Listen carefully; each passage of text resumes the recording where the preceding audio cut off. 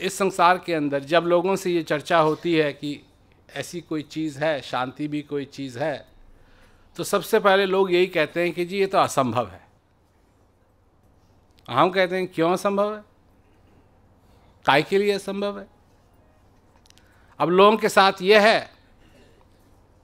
कि ये कैसे करोगे, तो हम लोगों से यही कहते हैं कि भाई अगर ये जो अशांति है संसार के अंदर, अगर वो भेड़ों की वजह से हो या बकरी की वजह से हो या बंदरों की वजह से हो, तो ये तो मुश्किल हो जाएगा, क्योंकि भेड़ के साथ कैसे बात करें कि तू क्रांति मत फैला, या बकरी से कैसे कहें कि तू क्रांति मत फैला। परंतु ये सब चक्कर मनुष्य का बनाया हुआ है, और मनुष्य एक ऐसी चीज है कि अगर उसकी समझ में आ गया तो वो बदल सकता है। जैसे रत्नाकर डाकू था, जब उसकी समझ में आया तो वो भी बदल गया, तो बड़े बड़े भी बदल सकते हैं अगर उनकी समझ में आ जाए। तो मैं तो ये कहता हूं उन लोगों से कि ये तो बड़ी खुशखबरी है कि ये मनुष्य ने फैलाई है, क्योंकि कम से कम अगर मनुष्य ने फैलाई है तो वो उसको खत्म भी कर सकता है अगर उसके समझ में आ जाए। तो हम तो दुनिया को समझाने की कोशिश कर रहे हैं, और कई जगह मैंने कहा कि मैं क्या लाया हूं तुम्हारे लिए। जब टीवी पे इंटरव्यू होता है, ये रेडियो पे इंटरव्यू होता है, क्या लाया हूं तुम्हारे लिए। तुम्हारे लिए भी एक तोहफा है। क्या है वो तोहफा? एक अलग सोचने का तरीका। क्योंकि आज जो भी मनुष्य सोच रहा है, जब उसको दुख होता है तो वो किसकी तरफ उंगली फैलाता है? भगवान की तरफ, कि भगवान उसको दुख दे रहा है। ये उसके कर्मों का फल है। अब कर्म क्या होते हैं तुमको कैसे मालूम?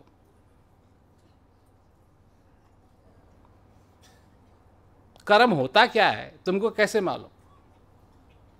और जो तुम कहते हो कि ये पिछले जन्मों का फल है, पिछले जन्मों का ये है, ये तुमको कैसे मालूम? किसी ने कभी कह दिया? माँ बाप ने कह दिया पिछले कर्मों का फल है, तुमने स्वीकार कर ली। उसके बाद तोते की तरह रटते रहे, पिछले कर्मों का फल है, पिछले कर्मों का फल है, पिछले कर्मों का, तकदीर का फल है, तकदीर का फल है, तकदीर का फल है। और आधे से ज़्यादा अगर तुम अपनी क्या कहते हैं समस्याओं को दूर करना चाहते हो, तो बैठ कर के ये सोचो कि कितनी चीज़ तुमने रट लगा के सीखी हुई हैं और कितनी तुमने अनुभव से सीखी हुई हैं।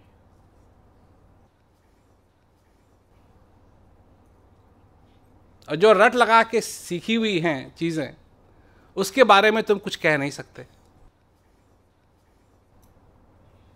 जैसे पानी को, भाषा जो है ना, वो भी रट लगा के सीखी जाती है, उसका कोई तुक नहीं है भाषा का। तुमने सुना अपने माँ बाप को बोलते हुए और तुमने भी सीख लिया। तो पानी को पानी क्यों कहते हैं?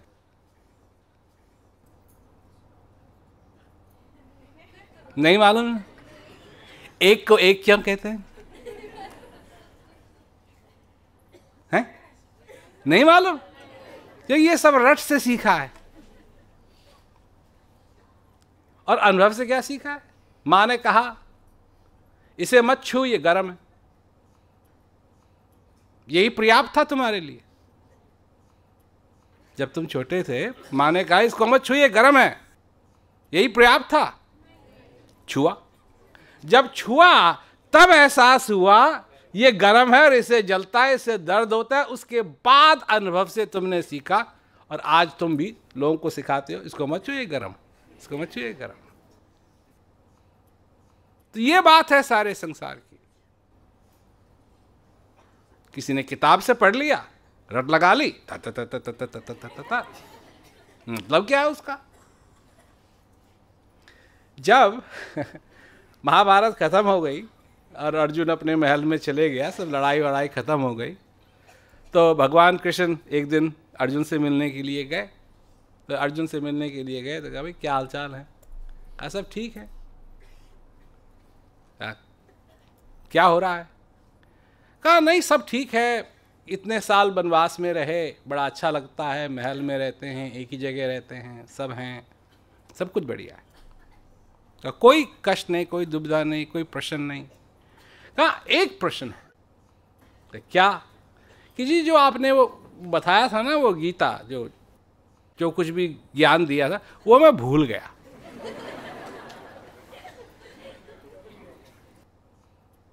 वो मैं भूल गया, तो कृपा करके मेरे को दोबारा बता दो।